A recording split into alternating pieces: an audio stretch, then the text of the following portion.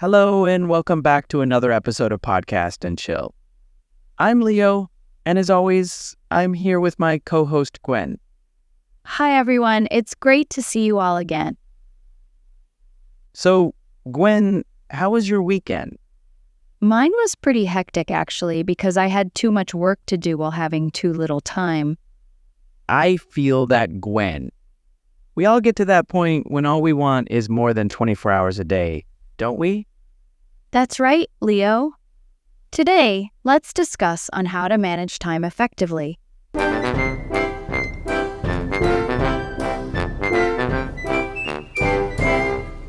So, Gwen, what comes to your mind first when hearing the word time management? For me, it all starts with prioritization. To feel less overwhelmed by work, you should know what tasks deserve your attention first. Imagine you're at a buffet before rushing to work, Leo. You wouldn't just pile everything on your plate, right? Definitely not. I might grab yummy desserts, but I'd prioritize healthy options that fuel me for the day. Exactly. The same goes for tasks.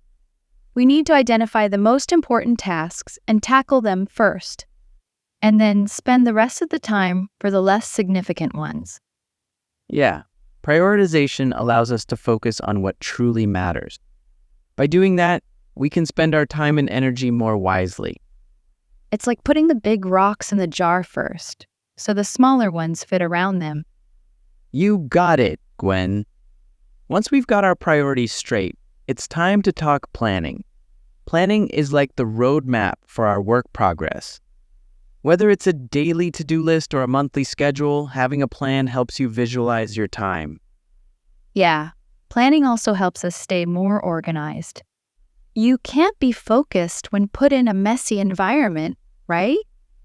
Exactly. Without direction, anything is simply a chaos. So it's still better to have a plan.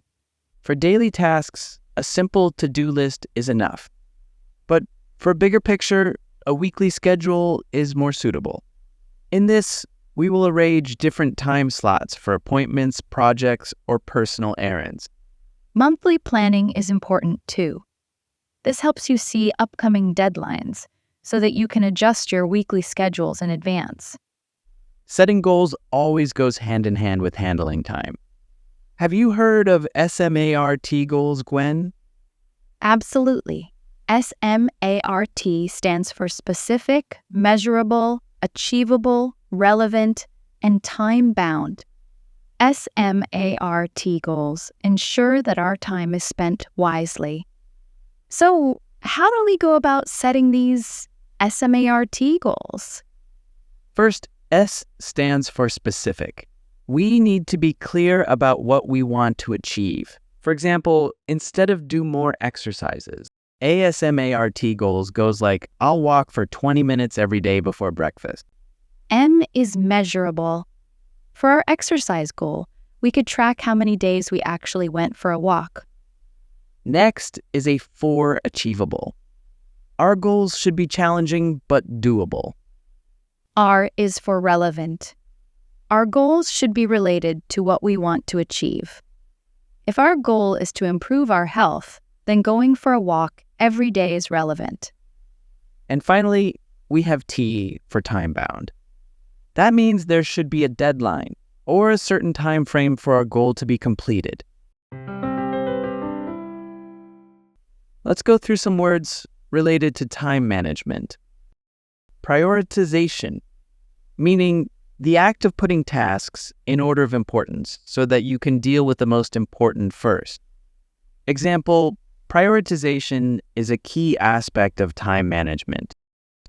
Urgent, meaning very important and needing attention immediately. Example, they've held an urgent meeting for this evening. Deadline, meaning the time by which something must be finished. Example, there's no way I can meet that deadline. Errand, meaning a quick task or chore that you need to do, often involving going somewhere to complete it. Example, he would clean, do errands, and babysit for their 7-year-old daughter. Significant, meaning important or noticeable. Example, your work has shown a significant improvement. Why is time management important in our daily lives? Answer, because it helps us prioritize tasks effectively and make the most out of our limited time. It also leads to greater productivity and overall satisfaction. What are some common time-wasting habits to avoid? Answer, common time wasters include constant social media use, procrastination, and multitasking. To avoid them, try limiting your social media time, breaking tasks into smaller steps, and focusing on one task at a time. To handle time well, besides setting clear goals, we need to get rid of distractions. Yes, our enemy. We all know them well, don't we? From the buzzing of our phones to the lure of social media, they're everywhere. That's right, Leo. Once we identify them, we can take steps to minimize their impact on our productivity. We can turn off unnecessary notifications, set specific work hours, and use website blockers. Distractions are tempting and relaxing, but they will slow you down over time. There are still other useful ways to relax, though. Taking small breaks is one of them.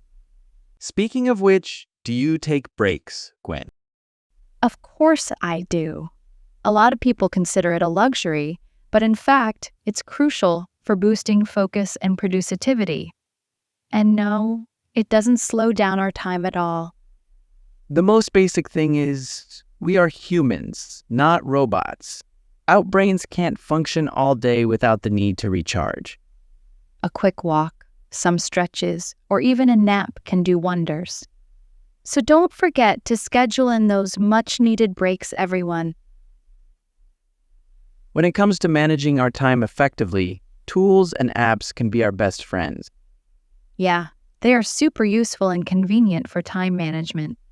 From online calendars to reminder apps, they can maintain our workflow, remind us of important events. And they even track our progress towards our goals. Brilliant. So don't hesitate to include technology to upgrade your time management efforts. And lastly, let's not forget the importance of work-life balance.